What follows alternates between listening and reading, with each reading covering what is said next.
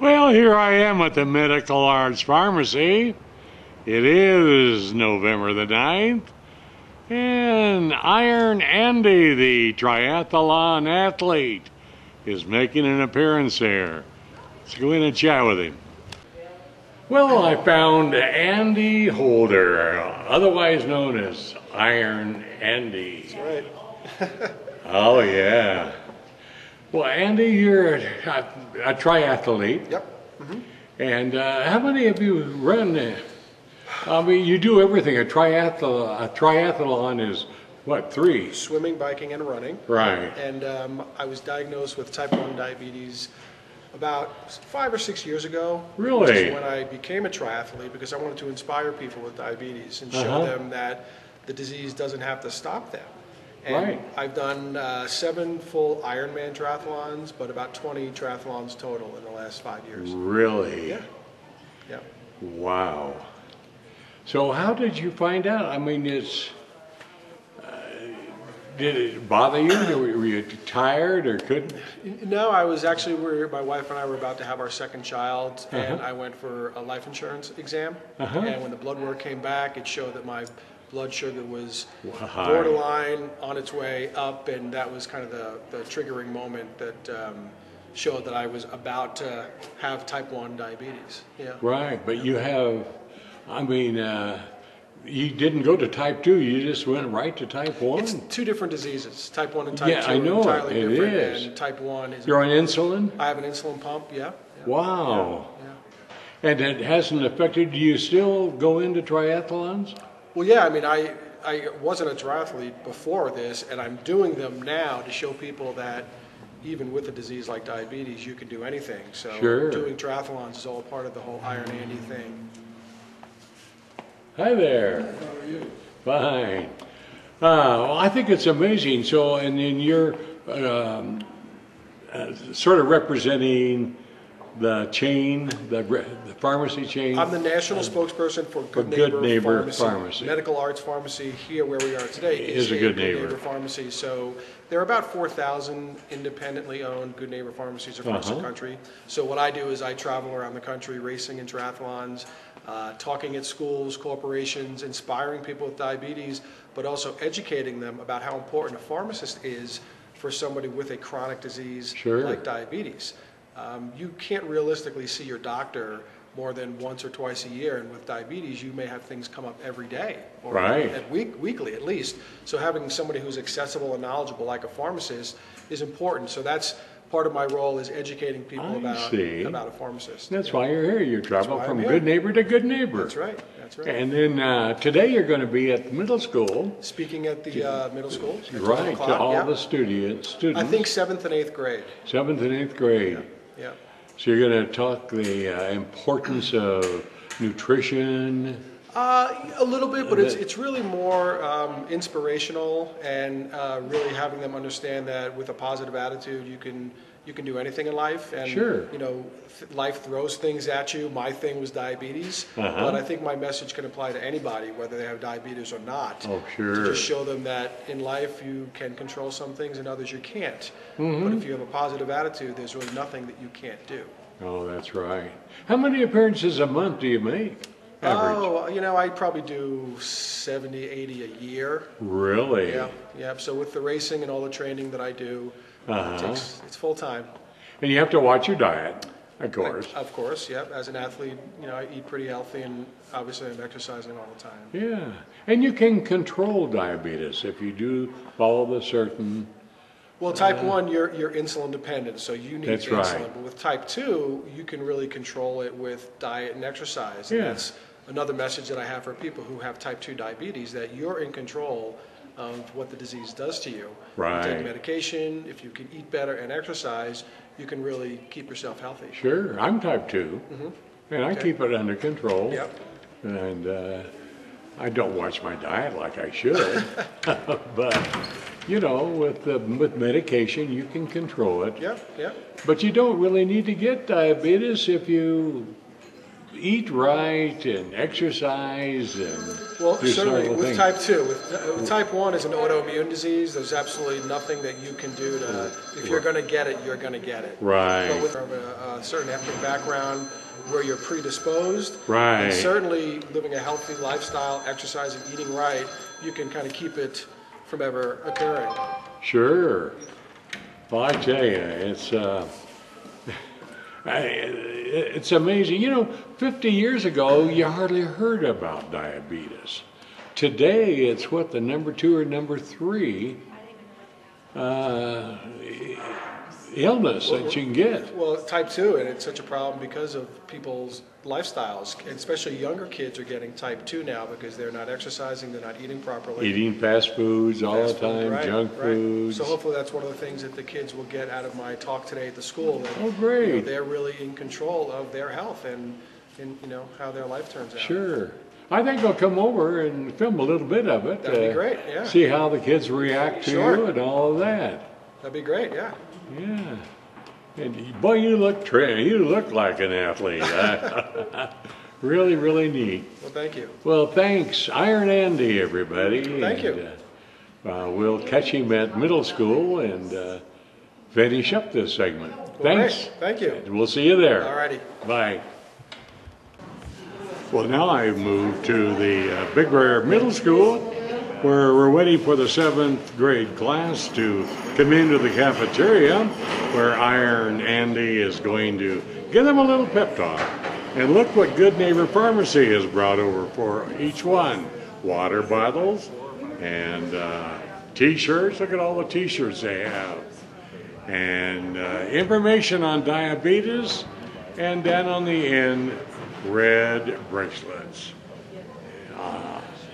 Identifying the diabetes threat to young people, particularly today. So anyway, we're waiting for the class to arrive, and then Iron Andy's going to give a presentation and a little PowerPoint. So we'll wait for them. He tours nationwide to talk to people like yourselves and to provide information about fitness. Iron Andy is also an Ironman triathlete, and so there you go. Well, thank you. I'm going to start off by playing a short video, and then after that I'm going to... Diagnosed with diabetes sometime in their life.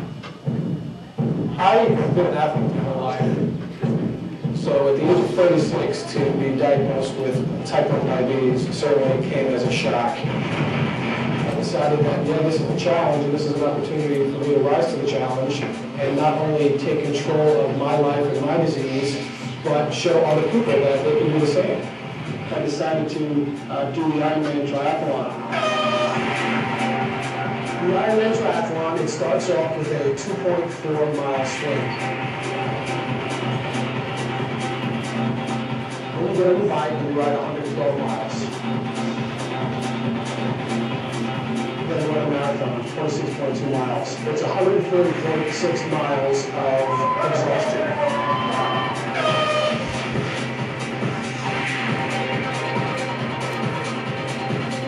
Miami in 2006.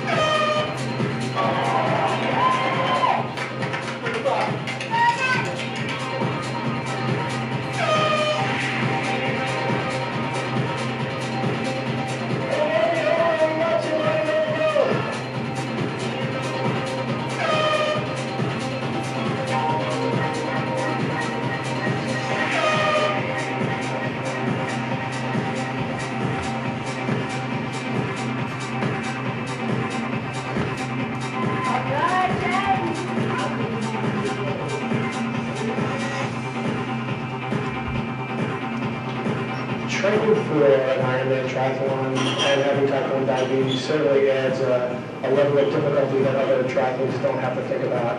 I have to test my blood, I have to think about insulin, and do I have to give myself insulin. I also have to test my blood while I'm training, while I'm running, while I'm on the bike. Having a team of healthcare professionals help with all my training has been instrumental, to say the least. Becoming an Ironman was just the beginning.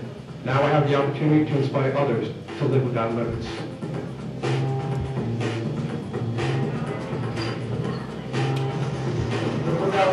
One would think that Ironman competitor would quick to pick upon him the news that he has seen at type 1 diabetes. But the Collegeville of Andy Hallman, that's where triathlon day began. me there's nothing you can't do, and that's the message that I want people to hear.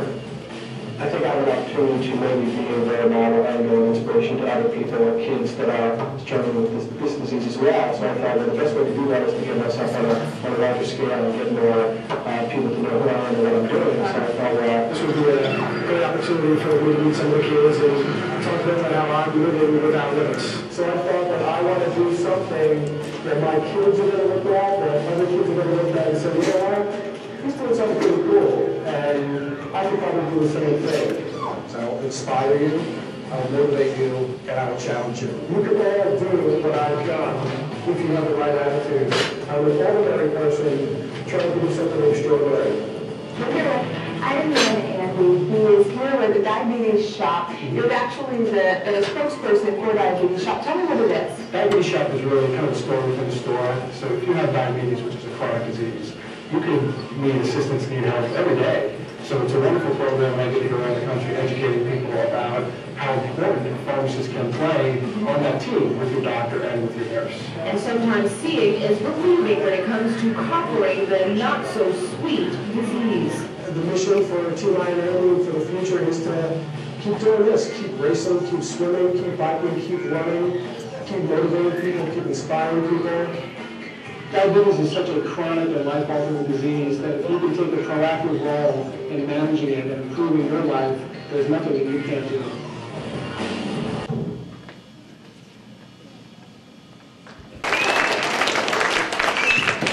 All right, how's everybody doing today? Good! Doesn't look bad. Great. I'm awesome. I don't have a, there's a weird kind of hissing. Can we turn that off? Is the AV guy still here? No? Permanent. It's permanent, okay. Problem they're trying to fix. All right, well, you need to be quiet then because, can you hear me in the back? Yeah. All right. Well, my name is Andy Holder. I'm also known as Iron Andy. And what I hope to accomplish today is a few things. It's to first show you how important it is in life to have a positive attitude.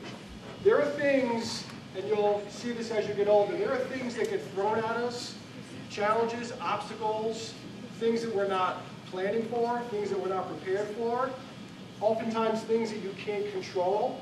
And what I help to get you to understand after hearing my story is that the only thing that we have to control every single day of our lives is our attitude.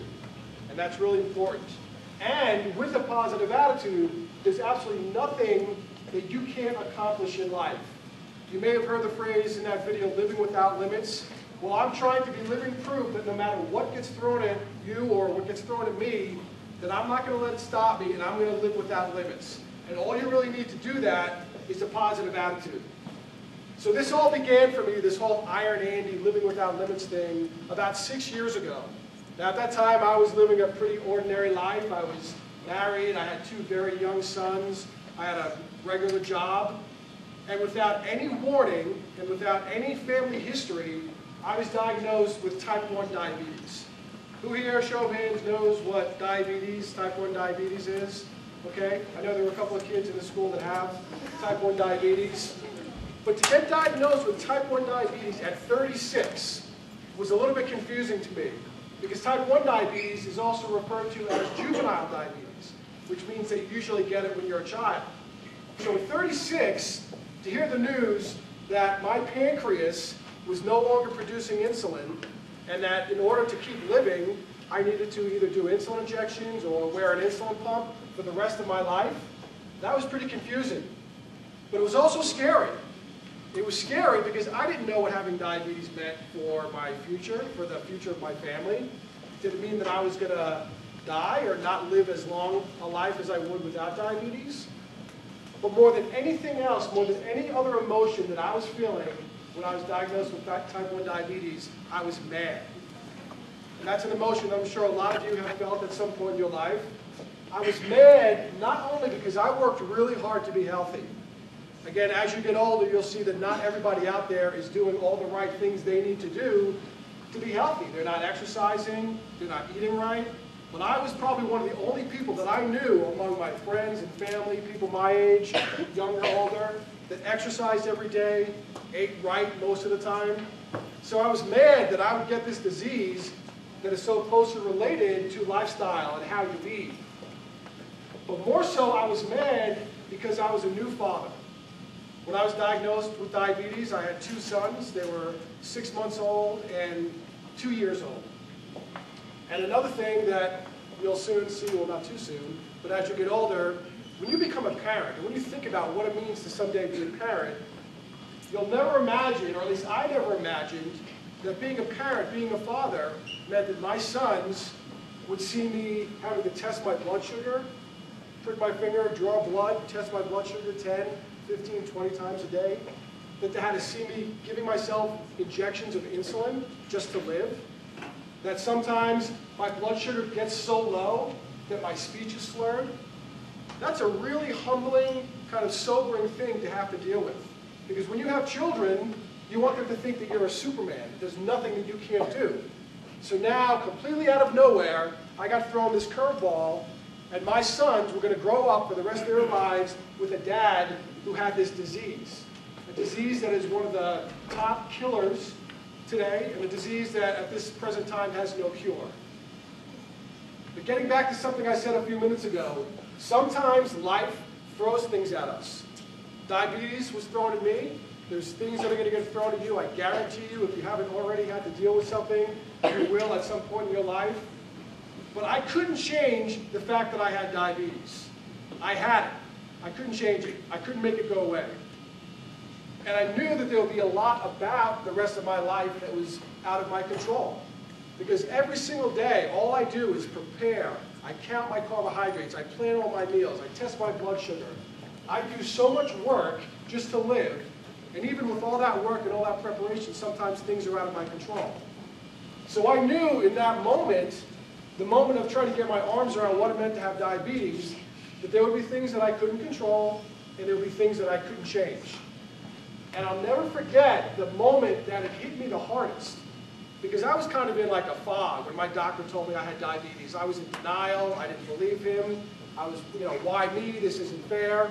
But the moment that it hit me the hardest and the reality set in that I have diabetes was the very first time I had to give myself an insulin injection. I had this needle, I had this little vial of insulin, and I was trying to figure out how to get the insulin into the vial, and it's going to hurt when I stick myself with this needle. And I'm sitting there trying to figure this all out, and I'm in the kitchen in my house, and I had all this stuff laid out in front of me. And out of the corner of my eye, I noticed my 2-year-old son was staring at me, watching me do this. And it was in that moment that I realized this isn't just my disease. This is his disease as well. This is our family's disease.